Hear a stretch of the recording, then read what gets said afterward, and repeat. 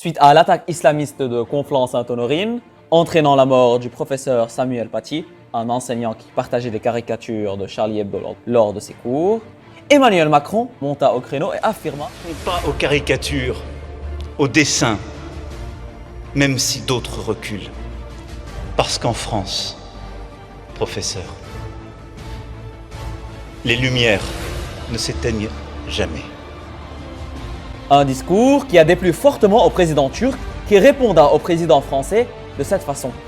Ve kendi ülkesinde yaşayan milyonlarca farklı inanç mensubu insanlara bu şekilde davranan bir devlet başkanına başka ne denilebilir?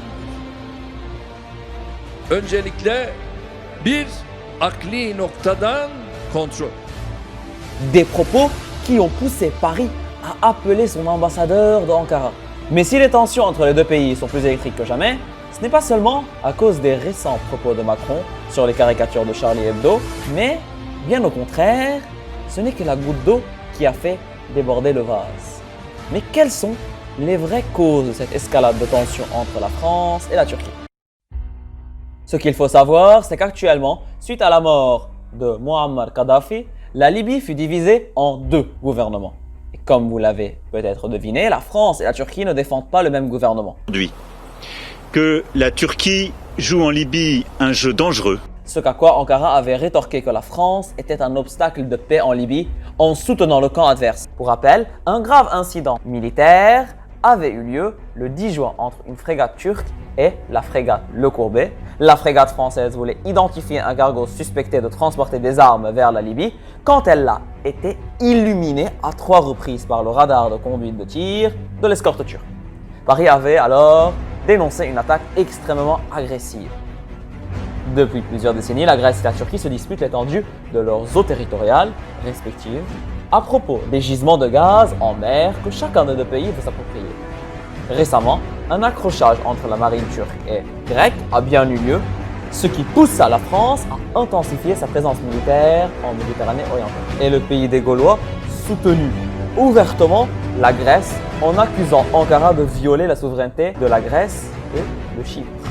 Pour calmer les tensions entre la Grèce et la Turquie, la France envoya la frégate Lafayette, le porte-hélicoptère Tonnerre et 2 chasseurs Rafale en Méditerranée orientale. Ces prises de position agressives du président turc ne sont pas sans intérêt quant à l'élection présidentielle turque de 2023. Les Turcs d'Europe votent dans les consulats et on sait qu'ils votent majoritairement AKP, le parti d'Erdogan. Et ce vote est très important parce qu'il est massivement favorable à Erdogan. En effet, le président turc est de plus en plus contesté dans son pays. Preuve en est avec une réelle baisse dans les sondages et des résultats défavorables comme lors des municipales en 2019. Reste donc à voir si cette stratégie sera payante pour le...